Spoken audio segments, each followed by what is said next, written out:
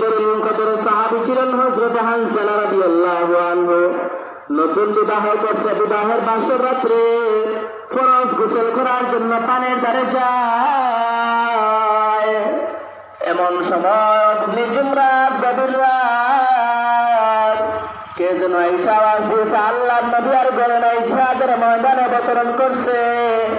কে আছে? আল্লাহর নবীর আশিক, কে আছে নবীর আশিক? আল্লাহর নবীর কাতারে যাইয়া দাঁড়াইবা। এমন সময় হানজালা রাদিয়াল্লাহু আনহু চিন্তা করতে লাগলেন, একদিকে আমার ফরজ গোসল, অপরদিকে আমার নবী জিহাদের ময়দানে মার খাবে। আমি কি ফরজ গোসল করব না মুসলমানদের কাতারে গিয়া দাঁড়াইব? এমন চিন্তা ভাবনা কইরা হানজালা রাদিয়াল্লাহু আনহু বলেন, না না, আর গোসল হবে না।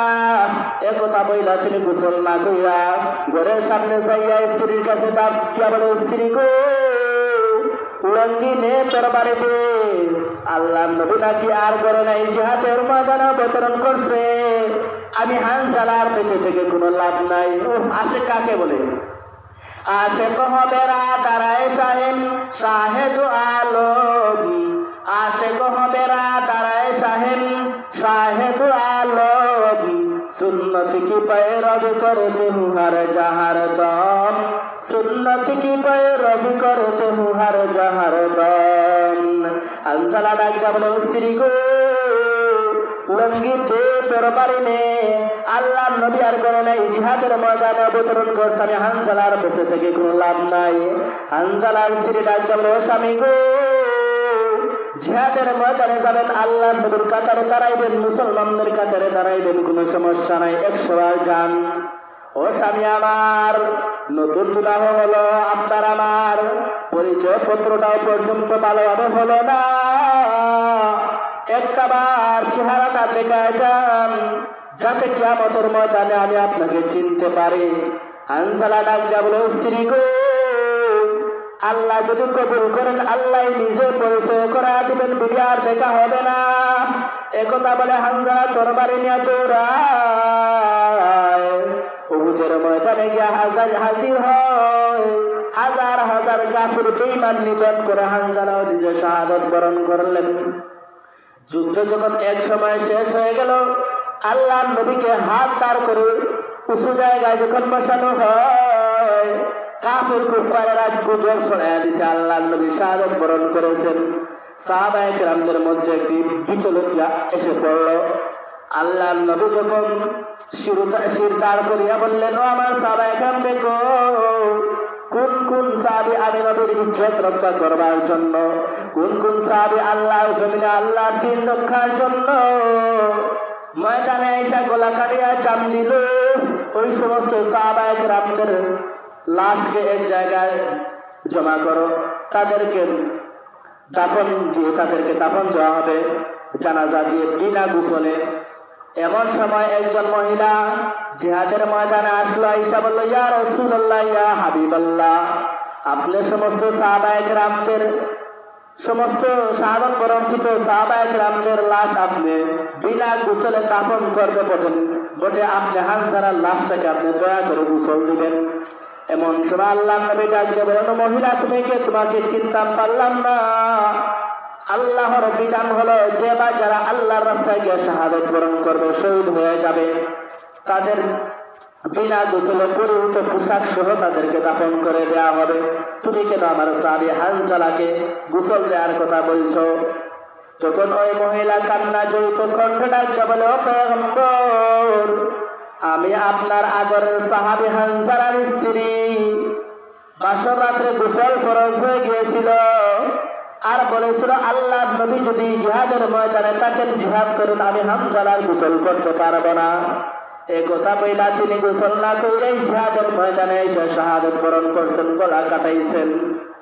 আল্লাহর নবী সাল্লাল্লাহু আলাইহি ওয়াসাল্লাম বলেন, ও সাহাবায়ে কেরাম শুনো, যেই সাহাবী বীর মায়া সারিয়া ফরজ গোসল না কইরা জিহাদের ময়দানে এসে গলা কাটাইয়া জান দিল, ওই সাহাবীকে আল্লাহ রাব্বুল আলামিন কবুল করে নিছেন। ওই সাহাবীর গোসল দুনিয়ার কোনো পানি দ্বারা হবে না, ওই সাহাবীর গোসল জান্নাতের পানি দিয়া ফেরেশতাদের হাতে হবে।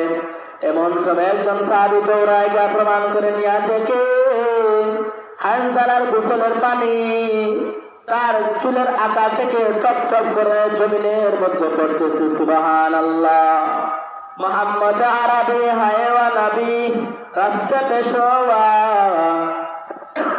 मोहम्मद अरबी हैवा नबी रस्ते पेशवा, आलम हवा उसकी पैदाइश उजाला, आलम हवा उसकी पैदाइश उजाला, शफीउल उम्म हमारा नबी रोज क़ियामत शफाअत करेगा अल्लाह के पास गुनाहगार उम्मत, शफाअत करेगा अल्लाह के पास गुनाहगार उम्मत, शफीए मुशाफा नाम मोहम्मद अहमद, एतात रसूल ना हो तो जिंदगी बर्बाद, एतात रसूल ना हो तो जिंदगी बर्बाद। এখন দেখছেন সাহাবায়ে কেরামরা কিভাবে আল্লাহর নবীকে ফলো করছেন, জিহাদের ময়দানে রওনা হয়ে গেছেন, যখন ডাক আসছে। সাহাবায়ে কেরাম নতুন বিবাহ করেছেন, বিবাহের বাসর রাত ছেড়ে পুরুষের রাত ছেড়ে তারা জিহাদের ময়দানে যাইয়া আল্লাহর নবীর কাতারে দাঁড়াইছেন। সেই আল্লাহ, যেই আল্লাহ সাহাবায়ে কেরামদেরকে বদরের প্রান্তরে ফেরেশতা দিয়ে সাহায্য করেছেন, সেই আল্লাহ এখনো আছেন না নাই? এখনো আছেন না? আল্লাহ বুড়া হয়ে গেছে না? আল্লাহর কোনো লয় নাই, হয় নাই, শুরু নাই, শেষ নাই, नहीं इब्तिदा है नहीं इंतहा, और हमेशा से है और हमेशा रहेगा। अल्हम्दुलिल्लाह क़द्दर खैरन व ख़बाला, अल्हम्दुलिल्लाह क़द्दर खैरन व ख़बाला, वश्कुरु लिमन सव्वर हुस्नन व जमाला, वश्कुरु लिमन सव्वर हुस्नन व जमाला, फर्दुन समदुन अन सिफतिल खल्क़ बरीउन, फर्दुन समदुन अन सिफतिल खल्क़ बरीउन, रब्बुन अज़लियुन खलक़ल खल्क़ कमाला, रब्बुन अज़लियुन खलक़ल खल्क़ कमाला, ला ज़िद्दा वला निद्दा वला हद्दा लिमौला, ला ज़िद्दा वला निद्दा वला हद्दा लिमौला, الآن كما كان ولم يلق زوالا, الآن كما كان ولم يلق زوالا, لا جدة لا صورتنا هيئ المولى, لا بد ولا والدنا عما وقالا, لا بد ولا والدنا عما وقالا। আল্লাহ নবীর আশিক হও, আল্লাহ নবীর যদি আশিক হয়ে যাও তাহলে তুমি কেমন মানুষ হয়ে যাইবা। আল্লাহ নবীর আশিক যদি হতে পারো, আল্লাহর ওলি শেখ সাদি রহমাতুল্লাহি আলাইহি বলেন, আল্লাহ নবী যদি, আল্লাহ নবীর প্রেমিক যদি হতে পারো, আল্লাহওয়ালা যদি হতে পারো, তুমি গ্রানওয়ালা মানুষে পরিণত হয়ে যাইবা। গ্রানওয়ালা কেমন মানুষ হইবা? সৎসঙ্গে স্বর্গবাস, অসৎসঙ্গে সর্বনাশ। আল্লাহর ওলি শেখ সাদি রহমাতুল্লাহি আলাইহি বলেন, তুমি যদি উলামায়ে কেরামদের সাথে সম্পর্ক রাখো, উলামায়ে কেরামদের সঙ্গে যদি তুমি মহব্বত রাখো, উলামায়ে কেরাম তোমাকে হাসরের ময়দানে তোমাকে সুপারিশ করে জান্নাতে নিয়ে যাইতে পারবে। উলামায়ে কেরামদের সাথে যদি সম্পর্ক গঠন করে না, আল্লাহর নবীর সাহাবী আবু হুরায়রা রাদিয়াল্লাহু আনহু বলেন, ও দুনিয়ার মানুষরা, তোমরা যারা নবী না পাও, তোমরা যদি উলামায়ে কেরামদের হাতের সাথে যে হাত মিলাও, মনে করলা তুমি নবীর হাতের সাথে হাত মিলাইলা, উলামায়ে কেরামদের চেহারার দিকে যদি তাকাও, আল্লাহর নবীর সাহাবী বলেন, তোমরা যেন উলামায়ে নবীর চেহারার দিকে হাত মিলাইলা, হাত নবীর চেহারার দিকে তুমি তাকাইলা। আল্লাহর নবী বলেন, উলামায়ে কেরামদের সাথে তো সম্পর্ক করো যাতে কিয়ামতের ময়দানে তোমাদেরকে চিনতে পারে। আল্লাহর ওলি শেখ সাদি রাহমাতুল্লাহি আলাইহি বলেন, তুমি যদি ভালো মানুষের সাথে সম্পর্ক কায়েম করো, তাহলে তুমি ঘ্রাণওয়ালা মানুষ হয়ে যাইবা। সোহবতে সালেহ তুরা সালেহ কুনাত, সোহবতে তালেহ তুরা তালেহ কুনাত এক জমানা, সোহবতে তা আউলিয়া বেহতর আজাদ সোহবতে তাআত বেরিয়া। আল্লাহর ওলি শেখ সাদি রহমতুল্লাহি আলাইহি গোসলখানার মধ্যে প্রবেশ করলেন গোসল করার জন্য।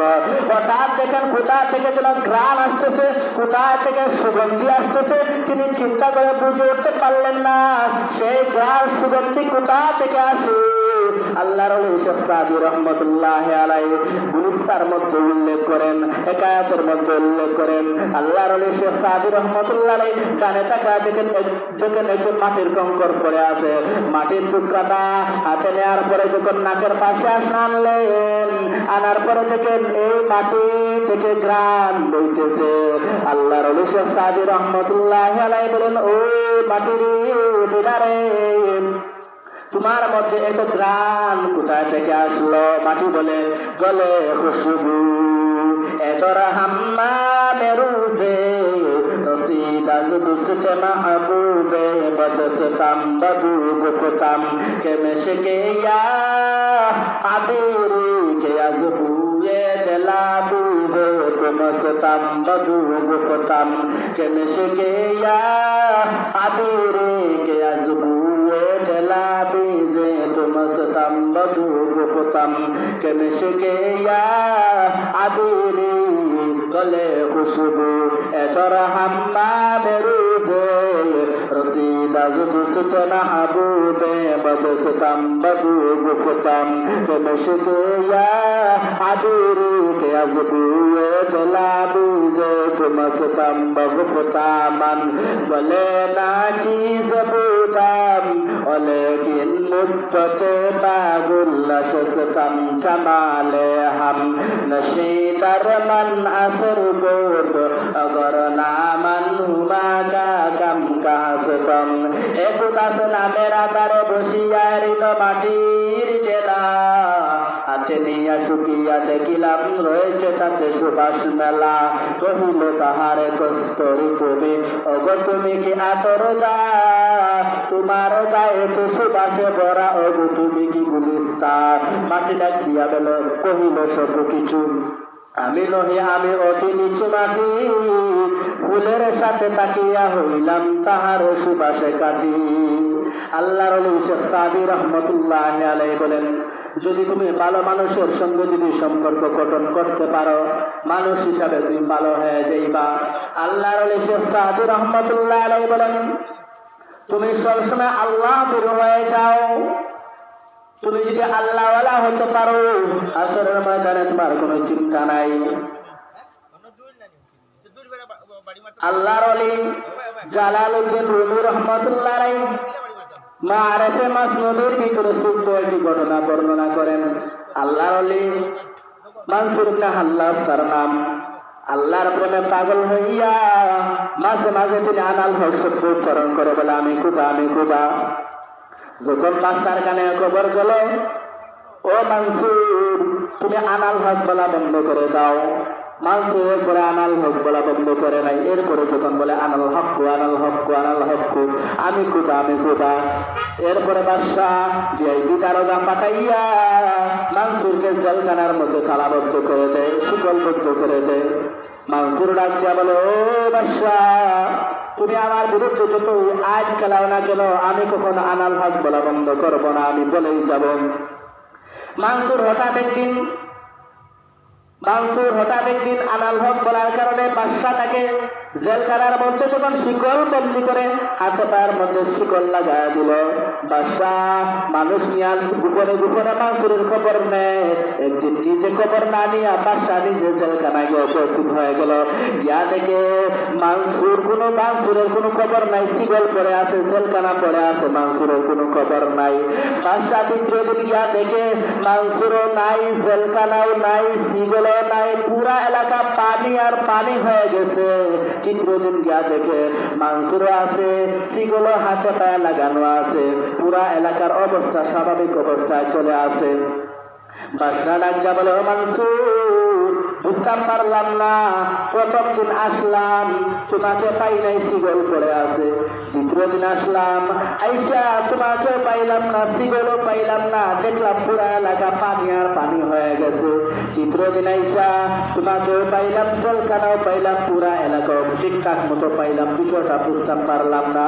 মানসুর ডাক দিয়া বলে, বাদশা বুঝবা না, জানে আশিকু মাশুকের আমজিস্ত কিরামান কাতিবিন दा हम खबर निस्ते इश्क आशो लस्ते कुसु पर फरूख्त आज जुज माशु के बाकी जुमला सु बादशाह ডাক দিয়া বলে, মানসুর ডাক দিয়া বলে, বাদশাহ যেই দিন আইসা তুমি আমাকে পাও নাই, সেই দিন আমি মানসুর আল্লাহর বাড়ি দেখা করার জন্য গিয়েছিলাম।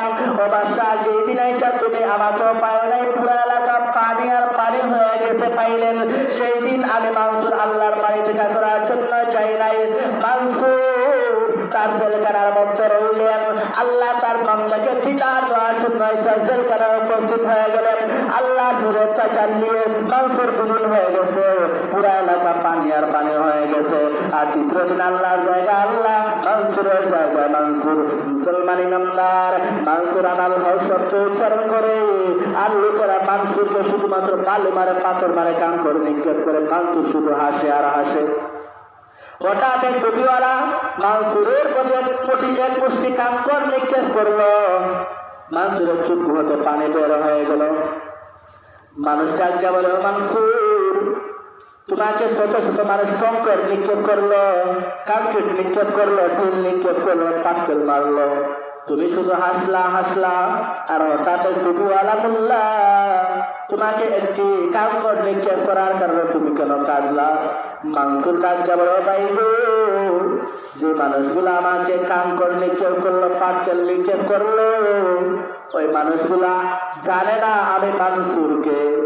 আর যে টুপিওয়ালা আমাকে মারলো, ওই টুপিওয়ালা জানে আমি কেমন আল্লাহর গোলাম। এই জন্য মুসলমান, ইহুদি খ্রিস্টানেরা কোরআনের বিরুদ্ধে কথা বলবে, দুঃখ লাগবে না। খ্রিস্টানেরা কোরআনের বিরুদ্ধে কথা বলবে, দুঃখ লাগবে না। বিজাতিরা মুসলমানদের কোরআনকে সম্মান করবে না, কোরআনের বিরুদ্ধে কথা বললে তেমন দুঃখ লাগবে না। কিন্তু সবচেয়ে বেশি দুঃখ লাগে কোন সময় জানেন নিরে মুসলমান? মুসলমানদের শহর বাংলাদেশের জমিন। বাংলাদেশের জমিনের রাজধানী হলো ঢাকা শহর।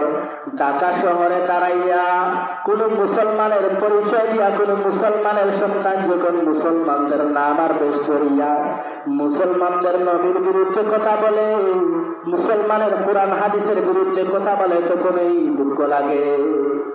এজন্য মুসলমান সব সময় চোখ, মুখ, কান সবকিছু খোলা রেখে সব সময় চৌকাট না হয়ে চলতে হবে। আমাদের শত্রুকে, আমাদের বন্ধুকে তা আপনাকে আমাকে চিহ্নিত করতে হবে।